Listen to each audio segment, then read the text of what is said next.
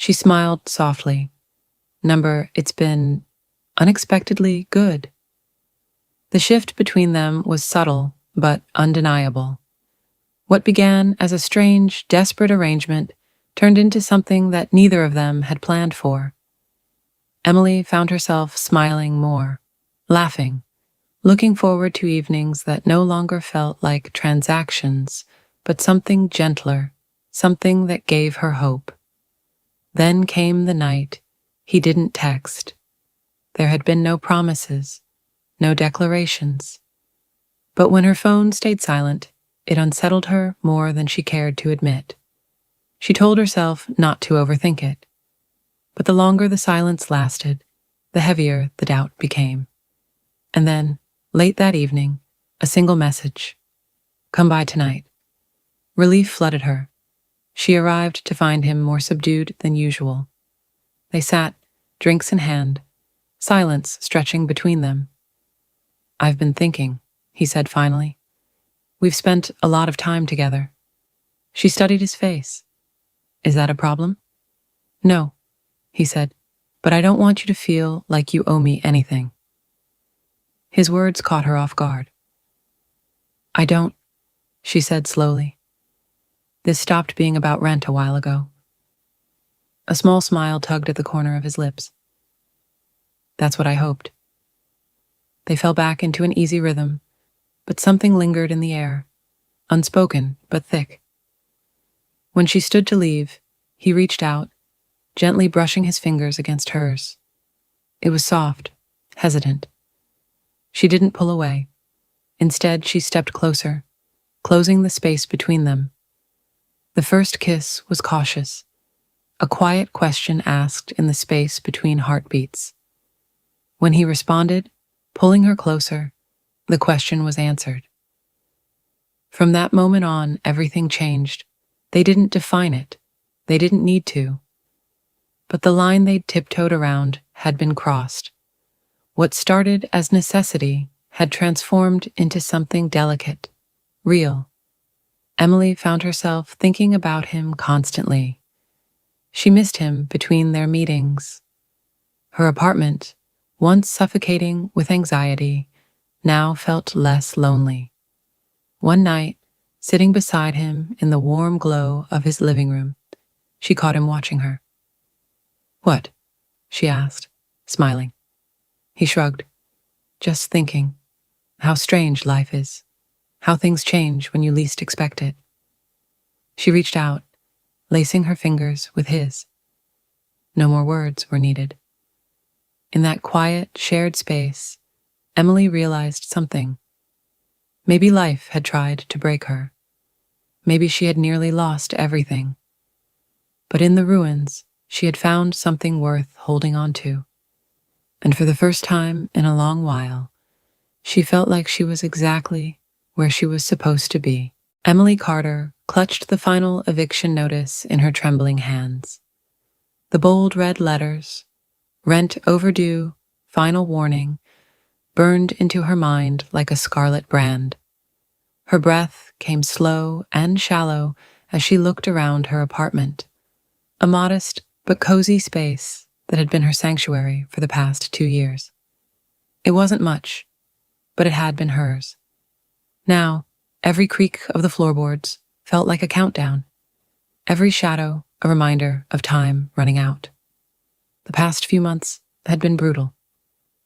After losing her job, her life had unraveled with startling speed. Each day had become a fight to survive, endless job applications, unanswered emails, and the weight of rejection pressing down like a storm cloud that refused to pass. Her savings had dried up. Friends had helped where they could, but even their kindness had limits. She'd skipped meals, delayed bills, tried to squeeze every penny out of the nothingness in her bank account. But the truth was, she was out of time. Wrapping her coat tightly around herself, Emily left her apartment and made her way down the dim hallway toward her landlord's office. Daniel Harper wasn't known to be cruel, but he had a reputation. Stern, unbending, the kind of man who believed rules were rules. Still, what choice did she have? Desperation didn't care about pride. The hallway was silent, each step echoing louder than the last. Her stomach twisted with nerves as she paused in front of his office door. She raised her hand, hesitated, then knocked. "Come in," came a deep voice from inside. Daniel sat behind his desk, glasses perched low on his nose, flipping through paperwork with a calm precision. He looked up when she entered, his sharp blue eyes studying her with a quiet intensity. He was older than her, maybe 10 or 12 years, and carried himself with a confidence that came from years of making tough decisions. "Emily," he said, his tone even, "I assume this is about the rent." She swallowed hard and nodded. I know I'm behind. I lost my job, and I've been applying everywhere. I just need a little more time. Please." Daniel leaned back in his chair, fingers steepled, his eyes unreadable. For a long moment, he said nothing. Then, finally, he exhaled, his expression softening slightly. "You're not the first tenant to fall on hard times, and I won't pretend I haven't had to make difficult choices before," he said slowly. "But I can't let things slide forever either." Her heart sank. She had expected a firm no, a cold reminder of the rules. But instead there was something else in his voice. Hesitation. "I could offer you something unconventional," he continued. "Not charity, an arrangement." Emily stiffened. "What kind of arrangement?" His lips twitched, not quite a smile, but close. "You need time, and I wouldn't mind a bit of company. Conversation, a shared meal now and then." She blinked, unsure she'd heard him right. "You mean like—" "No," he said firmly, cutting off her spiral. "I mean just that. Dinner, conversation, companionship, nothing more." Her instincts bristled, but when she looked into his face, she didn't see manipulation or cruelty. He looked sincere, and she had no better options. After a moment of silence, she nodded. "All right, I'll try." Daniel stood and offered his hand.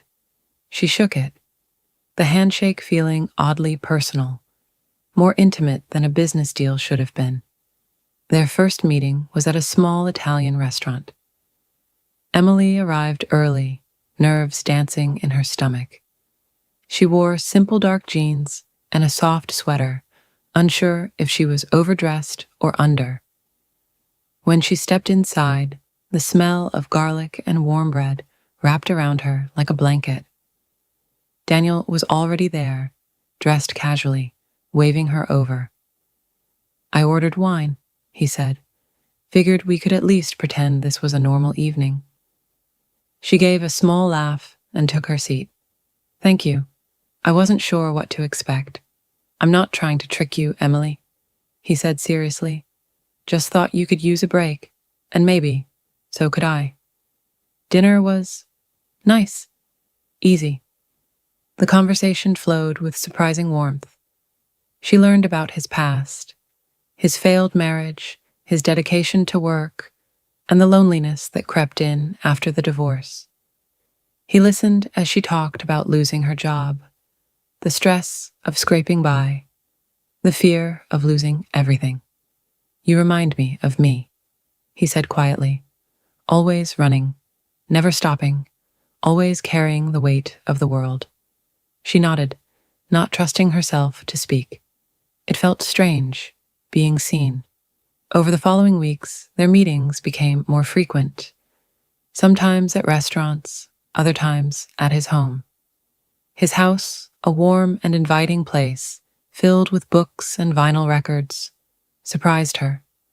He cooked. She helped. They talked about everything and nothing, old movies, regrets, dreams neither had spoken aloud in years. One evening, sitting by his fireplace with a glass of wine, he asked, "Has it been as bad as you thought?"